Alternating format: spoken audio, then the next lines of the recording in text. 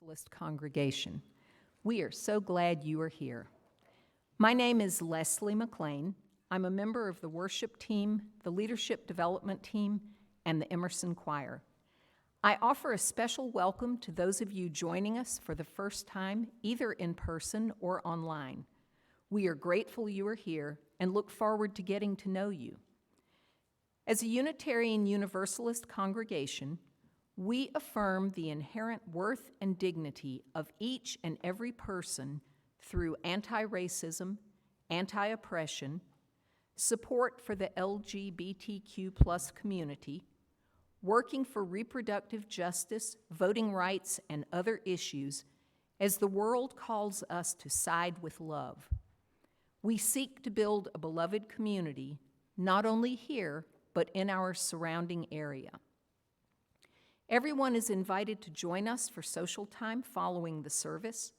Those here in person are invited to join us for light refreshments in our fellowship hall on the first floor behind the sanctuary, down this hallway. At 11:25, please join us for religious exploration and small group activities. There will be worship reflections here in the sanctuary, and additional offerings are listed in your order of service. Each Sunday, we pause to light our chalice as a symbol of Unitarian Universalism. It is a good morning to be together. When winter's darkness spreads across the land and cold seeps through our thickest coats, we hurry here, drawn by the warmth of faces familiar and new, to the welcoming walls of this house. Here, for this hour, we open ourselves to new understanding, reassurance, and hope. For this is a place where truth, love, and challenge meet. Welcome. It is a good morning to be together. Now, in the spirit of love and the beloved community, let's greet and welcome each other to this new day as we share our congregational affirmation: we need not think alike to love alike. In the spirit of love and the beloved community, let's greet and welcome each other to this new day. Those in the sanctuary, feel free to move around to offer greetings, and for those online, please use the chat to introduce yourself or unmute to say hello.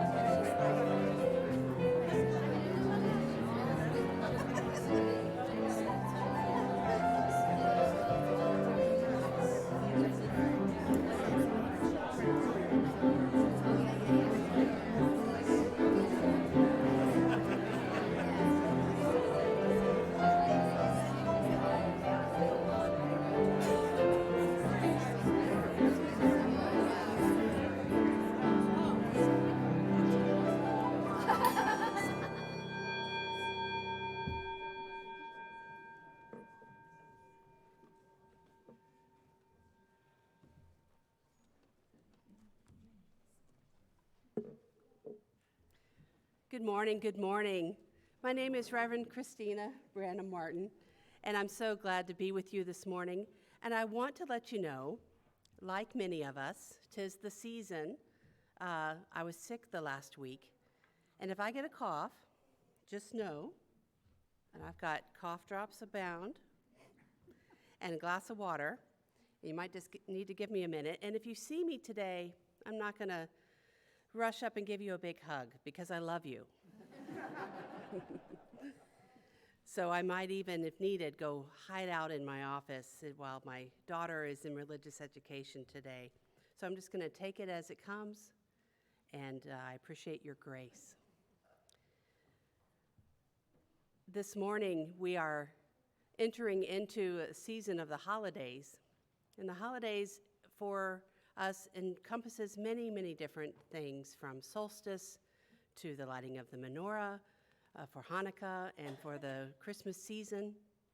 And I want to make sure that I give accolades and gratitude to those who helped decorate our building and sanctuary today. For all of you, I want to give you a big round of applause.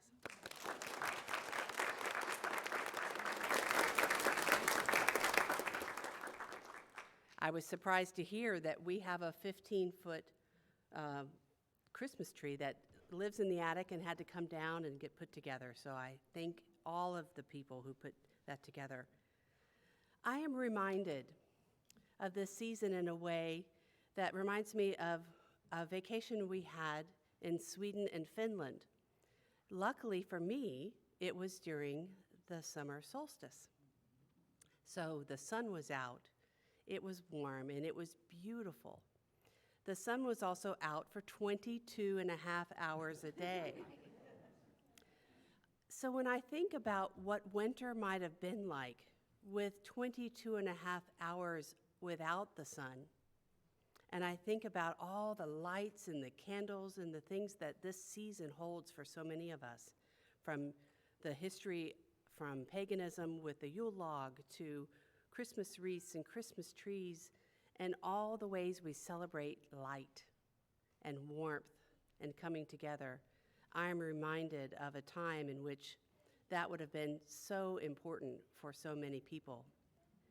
So let's sing a hymn now that ties back to that, number 241, In the Bleak Midwinter.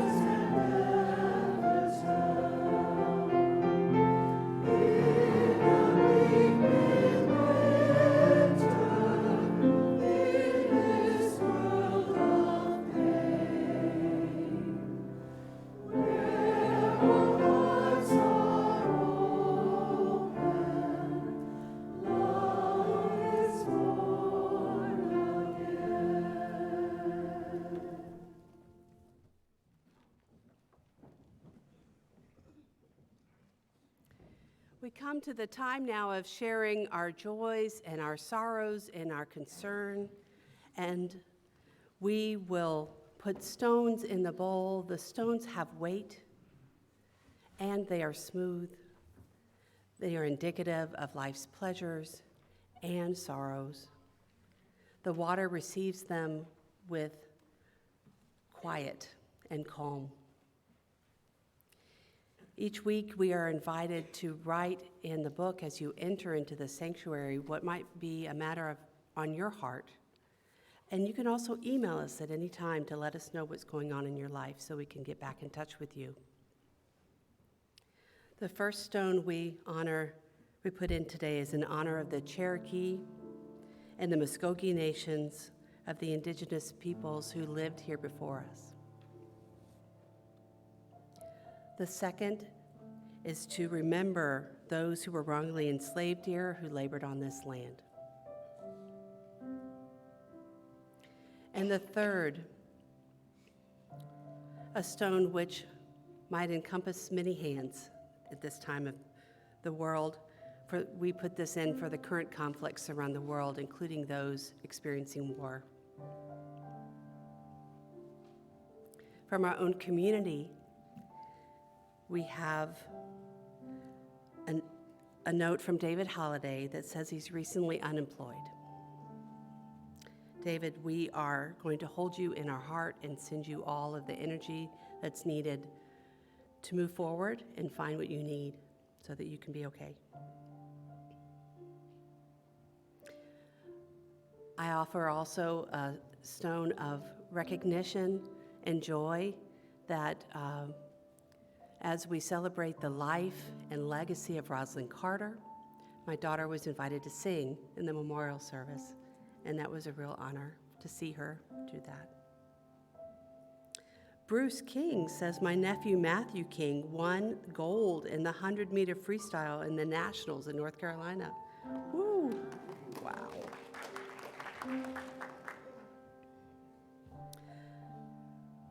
This is really exciting. Riley Lyon says that he is accepted into grad school and starts in January. Wow.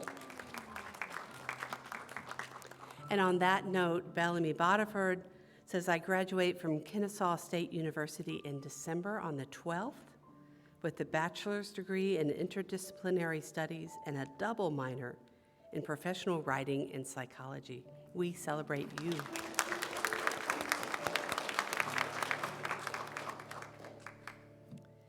Would you also add a stone for those things that are just not ready to be shared? The things that may be too heavy on your heart? Or perhaps they are a joy that's coming into life now. Let me know if you would like to have a cup of coffee and talk more about those. Let us close with the Buddhist prayer of loving kindness. May we all be filled with loving kindness. May we all be free from harm and suffering. May we all be well in body, heart, and mind. May we all be at peace. Blessed be.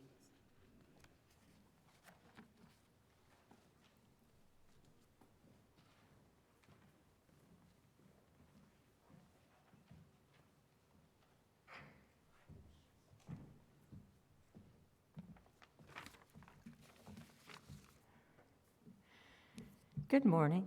Good morning. My name is Jenny Haynes, and I'm a member of Emerson's Social Justice Leadership Team. One way we put prayer into loving kindness into action is by partnering with other organizations who work to bring love, kindness, and justice into the world. Our Share the Basket partner for December is El Refugio. El Refugio accompanies detained immigrants and their loved ones through the dehumanizing immigration detention system in the United States.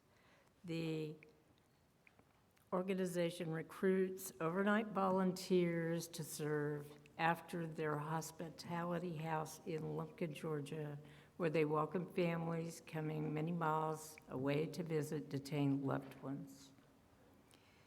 Located 2 miles from Stewart Detention Center, the Hospitality House provides weekend accommodation, and food, and a listening ear and solidarity.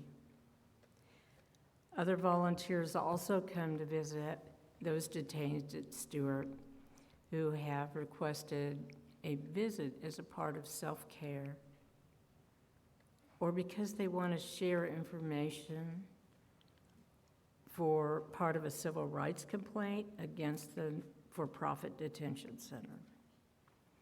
El Refugio also provides a helpline for people inside Stewart and their loved ones,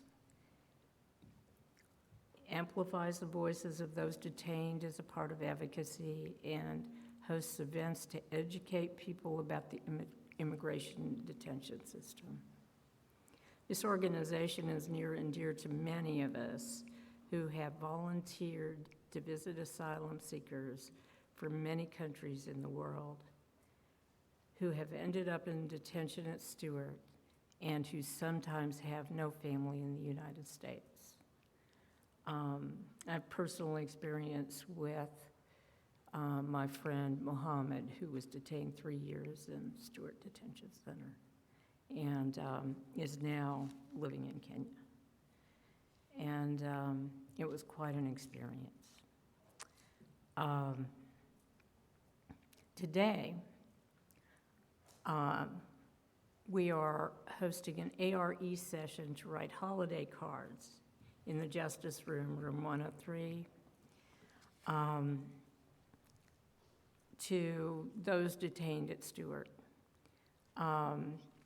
Please join us in room 103 to write cards to individuals so they know they are not forgotten and that someone cares that they're here.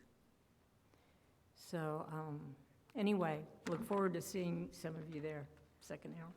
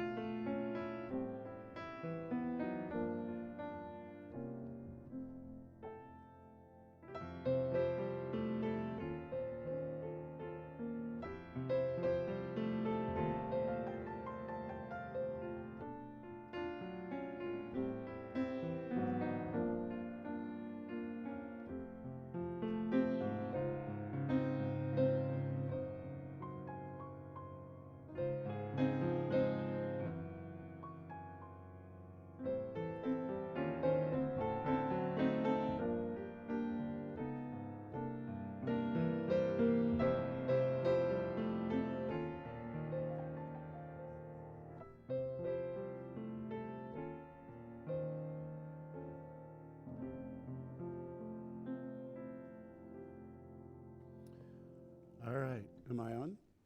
Okay, can the young and the young at heart come join me up here on our story blanket? Come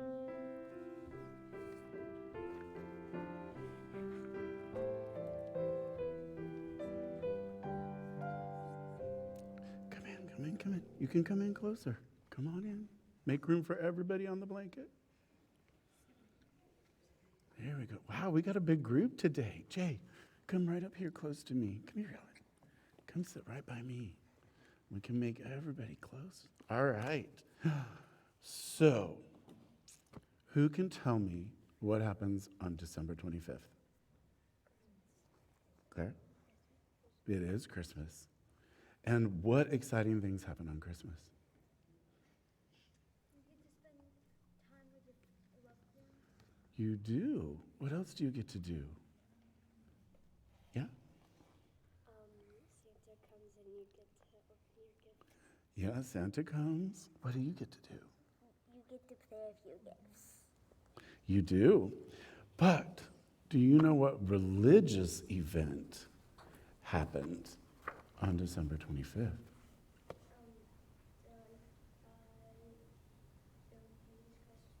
You are correct. That is the day that Christians in the world celebrate the birth of Jesus. All right? Well, there is another Christian holiday that is attached to Christmas. And a lot of people don't know about it, and we're going to talk about it today. So it is called Advent. And Advent is celebrated for 4 weeks before Christmas. Huh? Yes.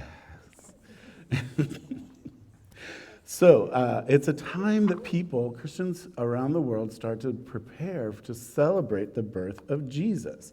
And it actually today is the very first day this year of the event.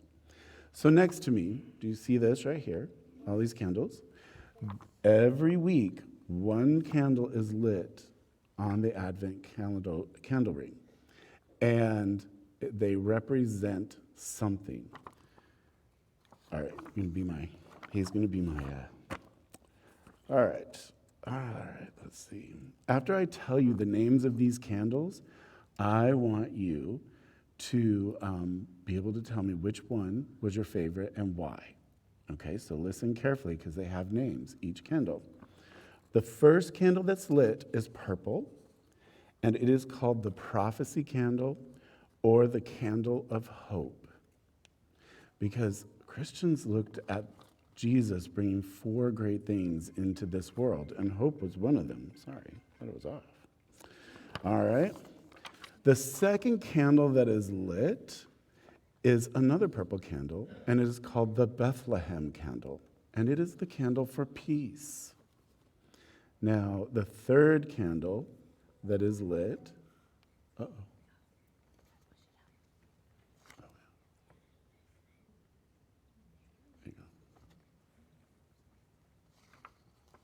right. The third candle that's lit is the pink candle, and it's called the shepherd's candle or the candle for joy. And the fourth candle that's lit is the purple candle, and it is called the angel candle or the candle of love. All right? So now in the center you see the white candle, and this is often called the Christ candle. This white candle symbolizes the purity and light of Jesus, and it is typically lit on Christmas Eve or Christmas Day to represent the arrival of Jesus. All right, so which candle was your favorite?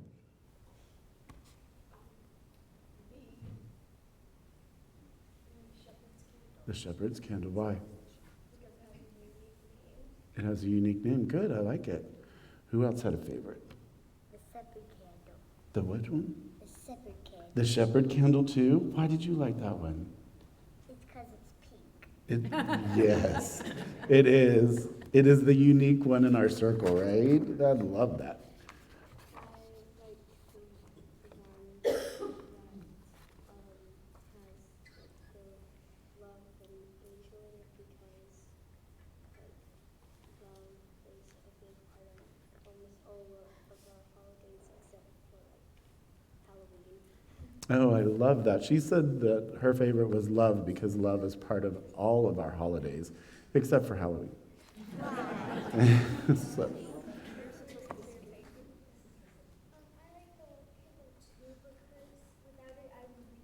Which color? Oh, he likes the love candle too because without it, he wouldn't be here. So that's sweet. I love that.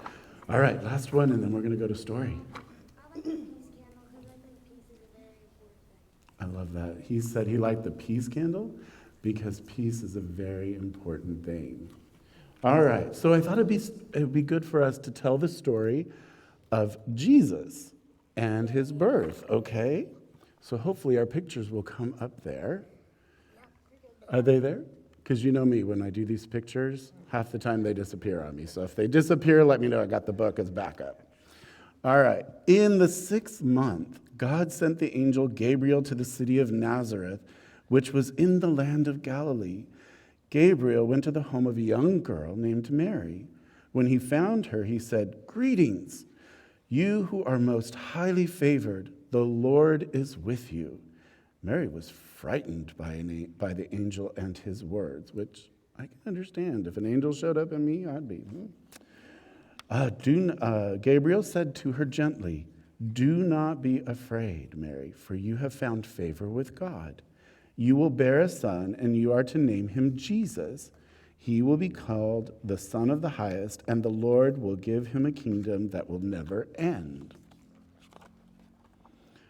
During those same days, Caesar Augustus ordered that all the world be taxed. Everyone had to return to his own city to be counted.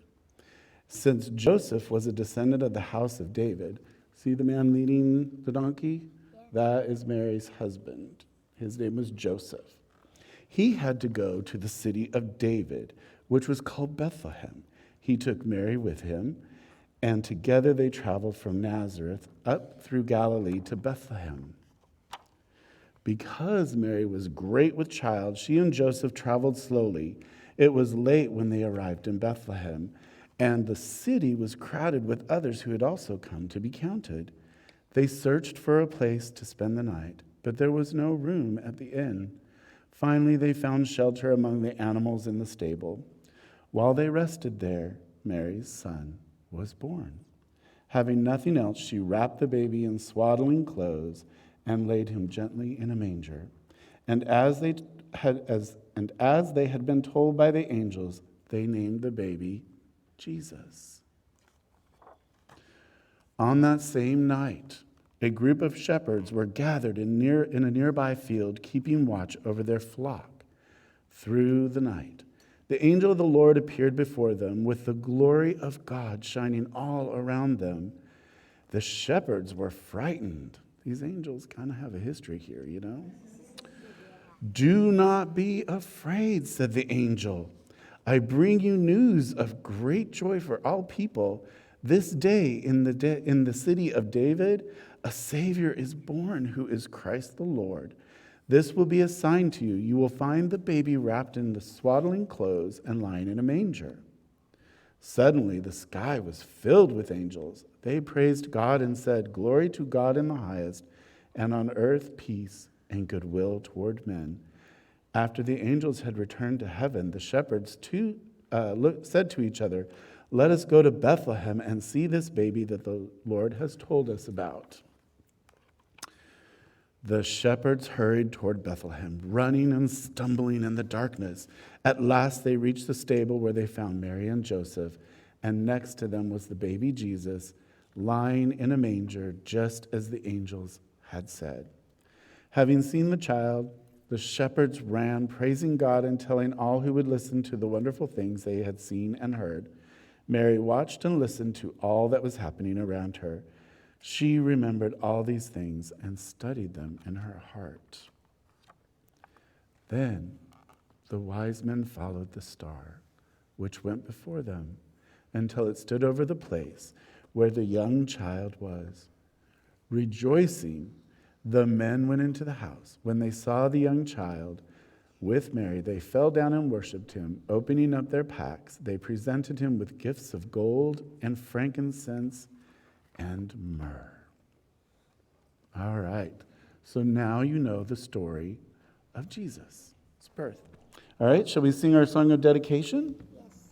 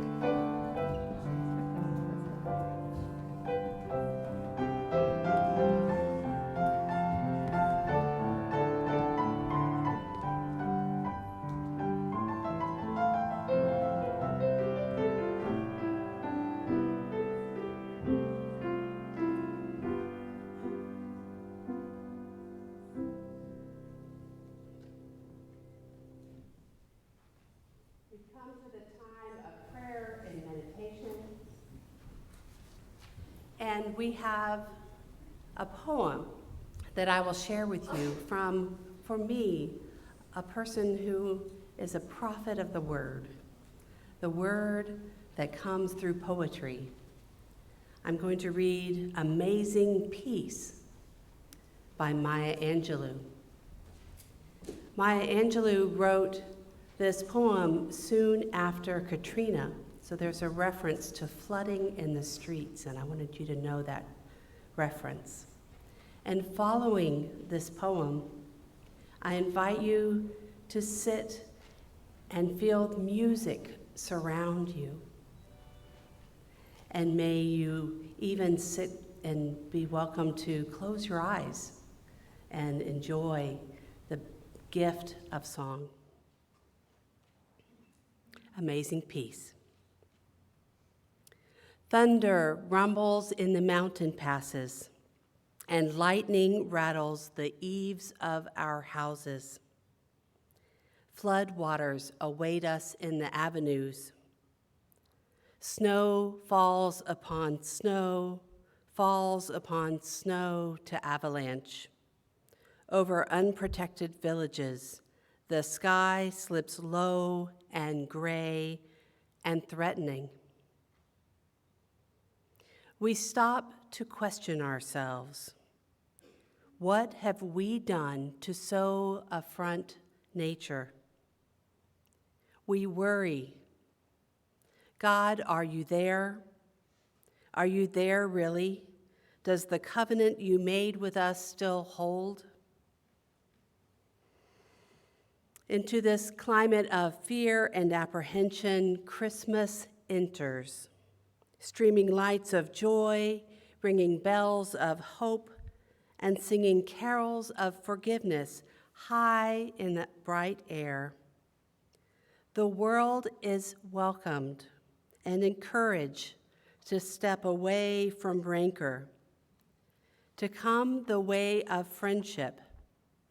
It is the glad season, and thunder ebbs to silence, and lightning sleeps quietly in the corner. Floodwaters recede into memory, and snow then becomes a yielding cushion to aid us as we make our way to higher ground. Hope is born again in the faces of children. Hope rides on the shoulders of our aged as they walk into their sunsets, and hope spreads around the earth, brightening all things, even hate, which crouches breeding in dark corridors. In our joy, we think we hear a whisper, and at first it is too soft, then only half heard. We listen carefully as it gathers strength. We hear its sweetness. The word is peace. It is loud now. It is louder, louder than the explosions of bombs. And we tremble at the sound. We are thrilled at its presence.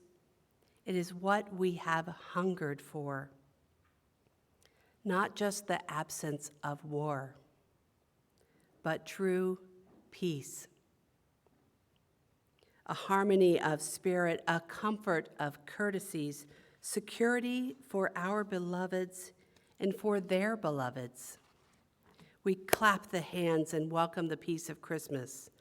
We beckon this good season to wait a while with us. We, Baptist and Buddhist, Methodist and Muslim, say, come, peace. Come and fill our world with your majesty.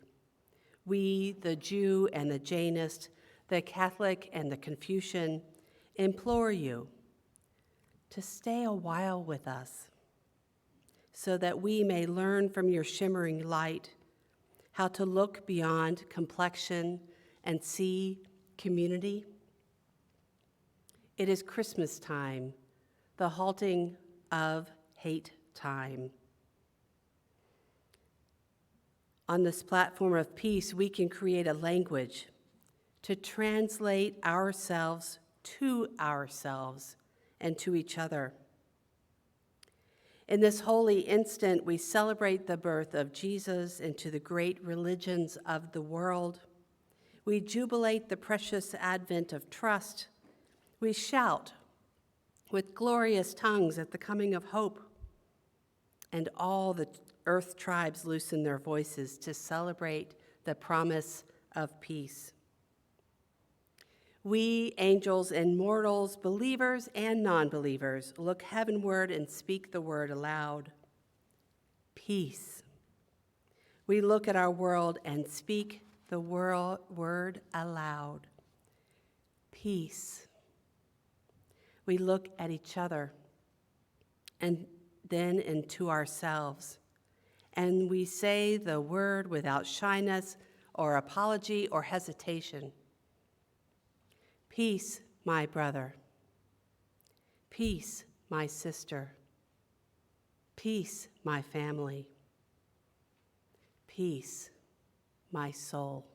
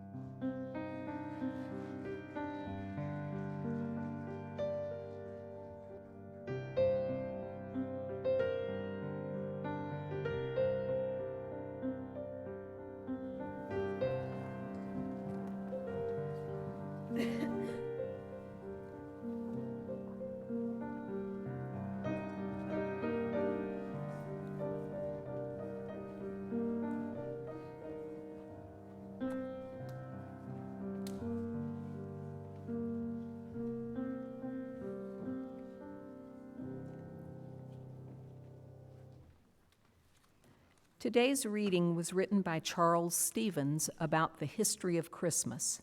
He writes, Oliver Cromwell once ordered the heathen celebration of Christmas ended in England. The New England Puritans objected to the celebration as well, and in 1659 passed a law setting a fine on anyone, quote, found observing any such day as Christmas, whether by forbearing labor, feasting, or any other ways, end quote. But Christmas survives all efforts to subdue it. Cromwell and the New England Puritans were right, of course, about the heathen pre-Christian origins of Christmas. But they were wrong in trying to disavow it because of those origins. Its beginnings make it more universal, and those of us who have the touch of the heathen upon us can find good meanings in the season.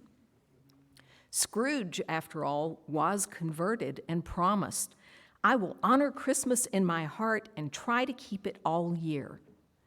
So can we, whatever our theological beliefs. For Christmas is much more than theology, so much more than the Bethlehem legends. It is as ancient as the awareness of the winter solstice, and as contemporary as the inner need each of us has to hope and dedicate ourselves to peace upon the earth and within the hearts of men and women everywhere. It is deeply rooted as human loving and sharing and giving, and it is as new as the birth of our children, the birth of wonder and the birth of new ideas and new love. So ends the reading.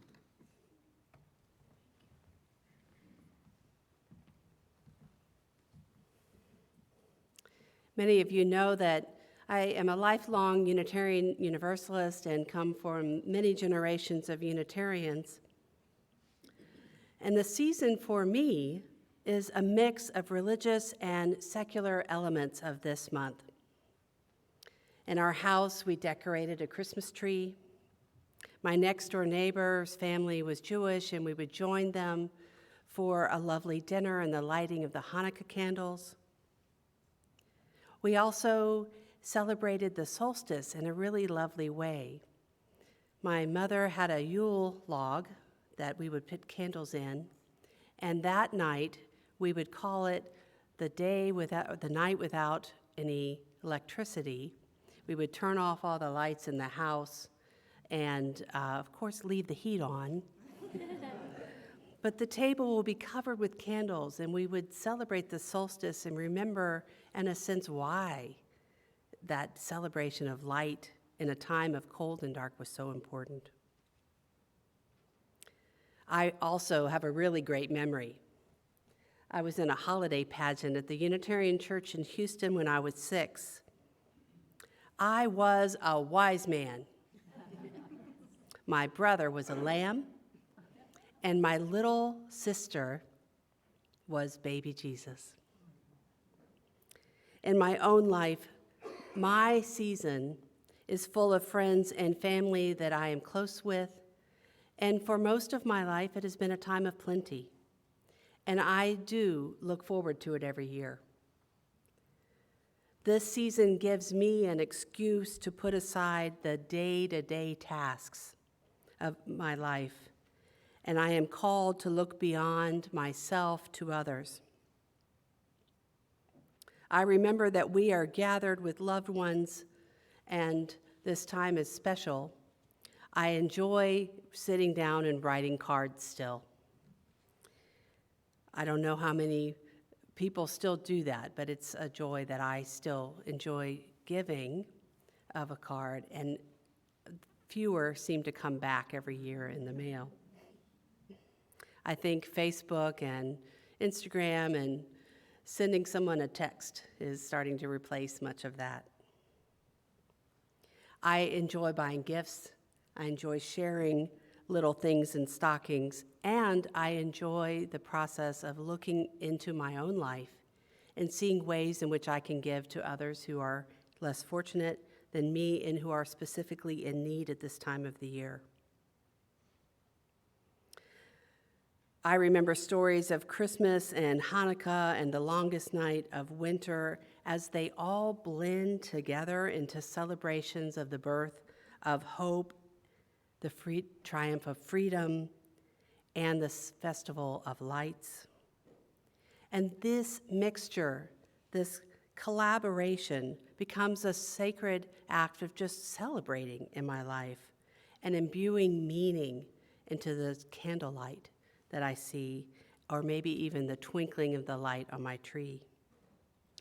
For me, I take a deep breath. I like to sit in a dark room and see the candlelight, and it beckons me to reflect on peace, much like Maya Angelou was inviting me to do so.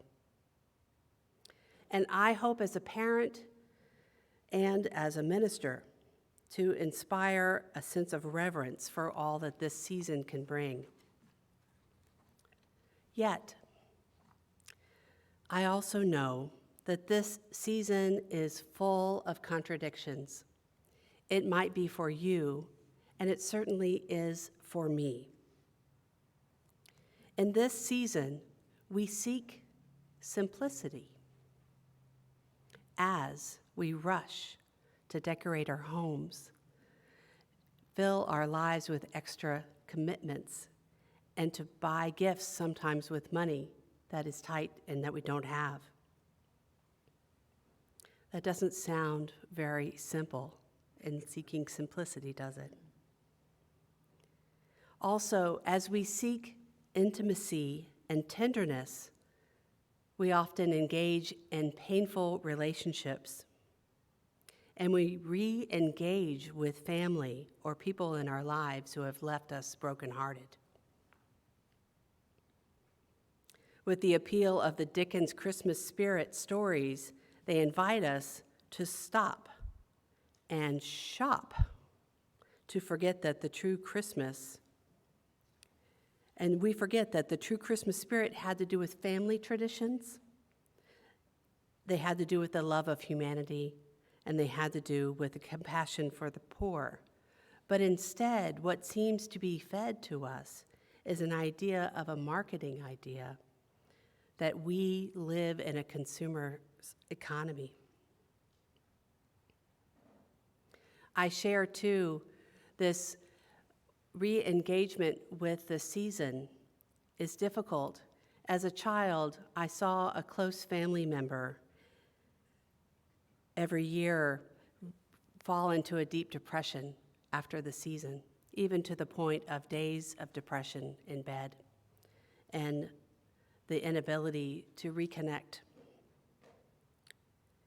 And every year I watched as she experienced this depression, and I came to understand, especially from my years of Al-Anon, understanding the deep pain that she was feeling of this season.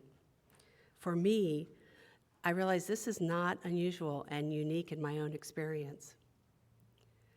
My family's relationship with sadness and depression and addiction and the need to use something to mask that, the learning of that in Al-Anon for me is that I could break that cycle. I know that this season is a yearning, a time of yearning and hoping that something would be different than it has been before. And that was what was so difficult for my family member. The season often doesn't bring what we need most, and it is difficult when we have unrealistic expectations of the season. What are realistic expectations? Years ago, when I was newly married and a young parent, I found a book in the church library. It was called Unplugging the Christmas Machine. It was written by a person named Joe Robinson, and it helped me understand and connected to that learning that I was doing in Al-Anon, that the weight of this season is unbearably heavy. Robinson explored the history of Christmas marketing from 1880 to the present, specifically in the U.S. And with each generation since the turn of that century, the cogs of the wheels of this machine have been turning. Let me share a few little snippets of this history. We all have seen the Christmas Carol depictions of the late 1800s by Charles Dickens. At that point, Christmas was a 12-day celebration. Can you imagine having that much time off work? It was a time of rest. We were to take time away from work in order to be together. We were to gather with friends and family, and the focus was specifically on giving to very young children, small gifts, sharing special meals, and playing with festivities. Then, by the early 1900s, Christmas commercialism began. There was a general trend to a consumer economy all around, but Christmas especially was full of advertising that began to target on giving gifts not just to children, but to adults too, to everyone. And then coinciding with the end of World War I in 1919, when there was a fear of stagnation that the economy would fall short after the boom of a war economy, the advertisers capitalized on an idea that spending would help the country.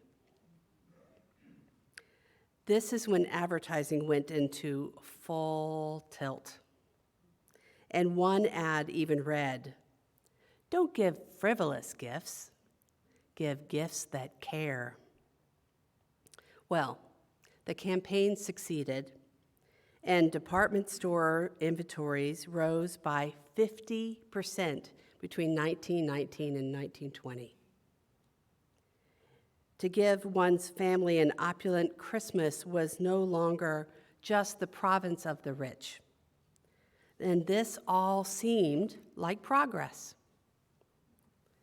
I recently learned that during the Great Depression in 1939, even President Franklin D. Roosevelt declared that Thanksgiving would be moved to the next to the last Thursday of November rather than the last. And listen to this. The reason why is because he thought that this would give merchants longer to sell for the Christmas holiday season. His hope was that increased spending would hopefully boost the U.S. economy. And for each decade that came, more and more history of this ensued, and more money was loaned and credit was extended during this holiday season. And I don't know about you, but you can walk into any store right after Halloween is over, and within days, Christmas has appeared. The length of advertising prior to Christmas on average reap 25 to 50% of their annual profits during that holiday time. And in 2023, it is projected that the U.S. market will be roughly $1 trillion this holiday season. It's a record level of spending, and certainly inflation has something to do with that number. Companies with stuff to sell will bombard all of us with powerful and clever media voices because they stay in business convincing us that our lives would be better if we just bought one more product, one more service, or one more experience. In the early 90s, T. Boone Pickens, the former CEO of Allied Store, told his stockholders, "Our job, our number one job, is to make people unhappy with what they have." Joe Robinson pondered this history and wrote, "No wonder most of us feel swept up by the machine, because this machine, these cogs of the wheels, have power over us because it speaks to the deepest and most sacred desires of our heart. The commercial messages of the holidays promise so much. It promises that our families will be together and happy. It promises that our children will be well behaved and grateful. The machine promises that our partners will be beautiful and nurturing and kind and generous and appreciative. It promises that we will have enough money, we will have enough time, we will have fun, no matter what. It promises that we will be warm, we will be safe, we will be employed. It promises that we will be truly loved. So, oh my goodness, yes, we stop and listen to this machine because we want to believe in that. This is the definition of unreasonable expectations. The problem comes when we buy into that notion that what we long for and what we need can be procured by the buying and selling of goods. And we don't pull out that plug from that machine because the commercials are really good at promising what we are vulnerable to believe, each of us for our own reasons. Thus, identifying what our vulnerabilities are and what we want from the season is key to unplugging that machine. We must take time to identify our longings and be realistic about them so that we can be satisfied by the holidays in a different way. And it is only then that we can create a holiday that gives us joy and satisfaction, and even gives us space to sit still long enough to hear the whisper of peace. In the recreation of the season, we can examine the holidays and the activities of all that we do in light of our deepest values. Our deepest values that we share here as Unitarian Universalists call me, first, to commit myself to remember those who are in need in my life and in my community, and for me to ask myself, what do I need in my life? One of the things that I do often, and I've been a parent for many, many years because my oldest is 23 and my youngest is almost 11. So we celebrate things like giving teachers gifts instead of giving money or an object or another plastic item bought somewhere. I let my children choose a place to donate to in honor of that teacher. And that whole conversation of asking them, what do you think this teacher would like the world to have in honor of them, brings up so much, and I get to learn over the years with my own children how they perceive the world, and they examine what they think people need. And giving that as a gift has been a gift back to me. Second, I commit to expressing my love and care for people in other than direct gifts, another item bought. This is a way for me to simply spend time with people and to think about what they might want in terms of time. I often will offer a coupon for going to a movie and dinner, or perhaps game night, or asking them, what adventure would you like to do? And I don't know about you, but I often spend the whole year just busy, working, doing. And I realized, for example, that sometimes I don't even take the time to go to the places like the High Museum on a day off. And a whole year might have passed. And so if I ask somebody, what adventure would you like to go on that we could do together? I am also receiving the gift of taking that time off to do something special. And the last thing is really hard for me to admit. I know that in this season, I want to commit to being a peacemaker within my friends and family.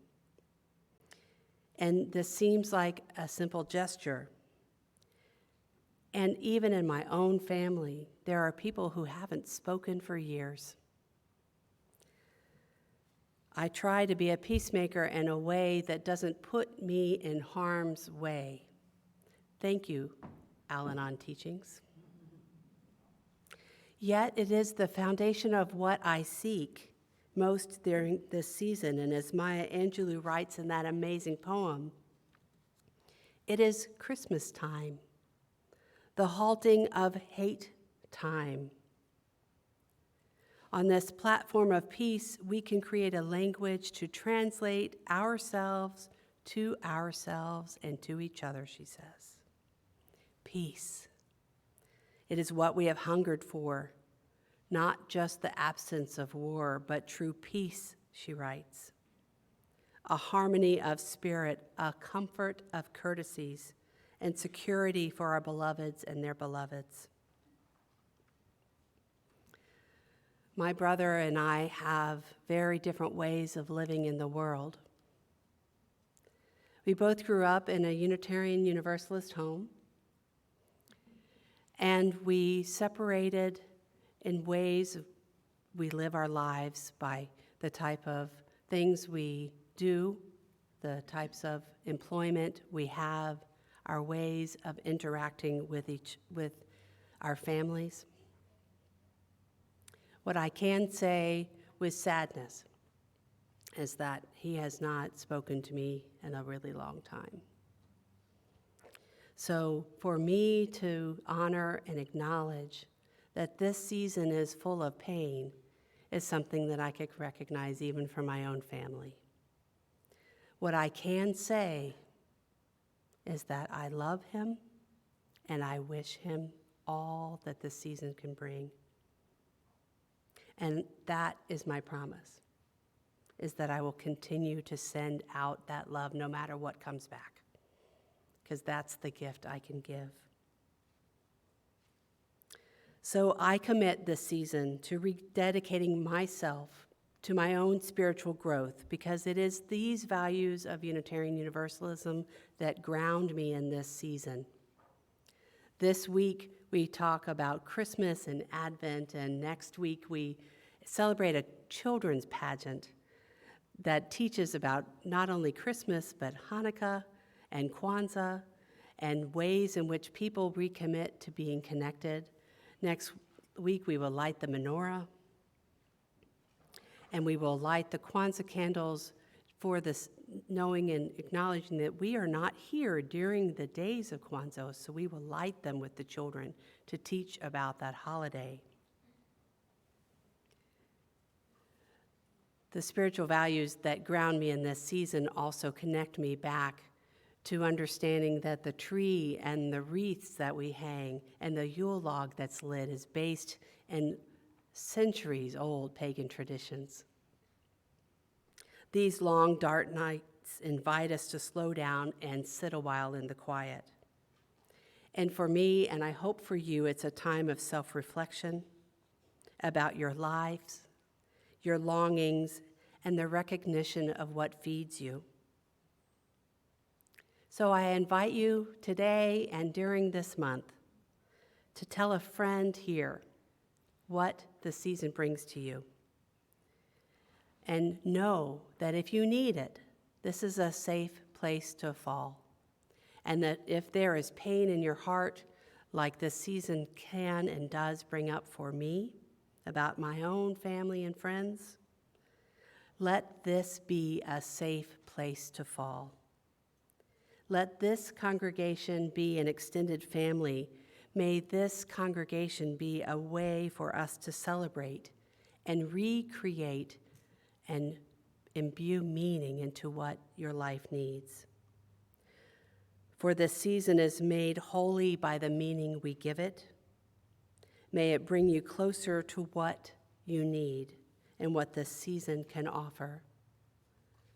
And may I gift wrap with beautiful tinsel and a lovely bow and sparkle may I put in that package peace. Peace, my brother. Peace, my sister. Peace, my family. Peace, my soul. Amen. Let us sing. Number 224, Let Christmas Come, in the gray hymnal.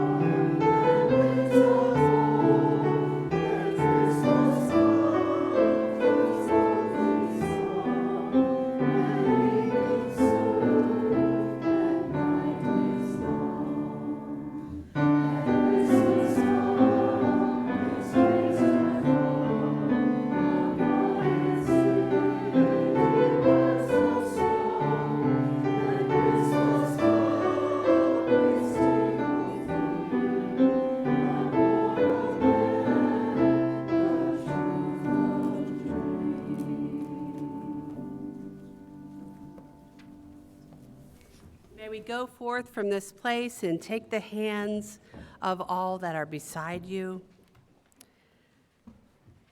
I won't make all the introverts actually do that for real right in this minute.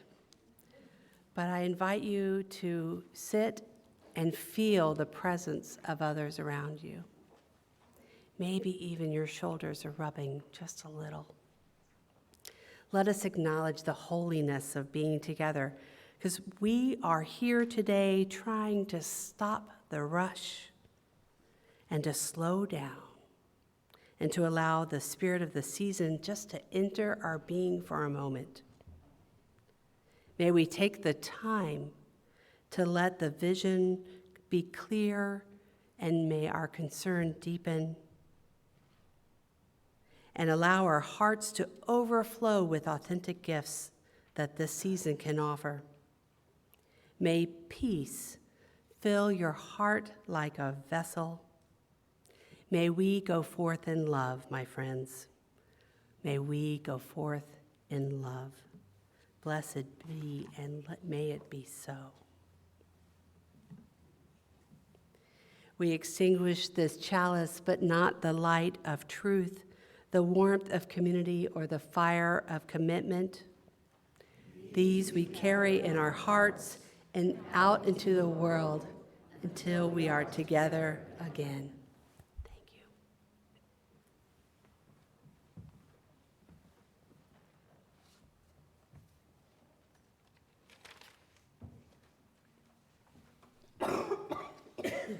you. Okay, for announcements, you should have gotten one of these. You can hang it on your refrigerator as a reminder of what's coming up. Next week, we do have the pageant. All are welcome to attend and participate as we learn about Christmas, Kwanzaa, Hanukkah from our children. And I think Michael has another announcement. Good morning. First, I want to say thank you to Lawrence, Tamsin, and Gregor for being my helpers today. Thank you, guys. You'll notice an insert in your program today. Up in North Carolina, there is a mountain retreat that the UUs have. And in the spring, the youth are going to go up there and participate in the Youth Con. And it is a chance for them to get to meet other people just like them from all over the Southeast. So we're raising money, doing a bake sale. You should have seen this. And parents, you can still sign up to bring cookies and things to bake. We haven't had a lot of signups, so come on, parents, help. But we will be out there in the narthex next Sunday. And two more quick ones. Teachers, can I meet you in my office? And if you don't know where that is, if you haven't seen it, it's over in the back corner by Emily's office. Right after, before you go to food time, I want to talk about the crafting thing. And parents, you can come help with crafts. We need you. We're going to decorate the tree. Thanks. I also want to point out that lovely poem by Maya Angelou is on the back of this same sheet. As our service ends, go now in peace and take peace wherever you go.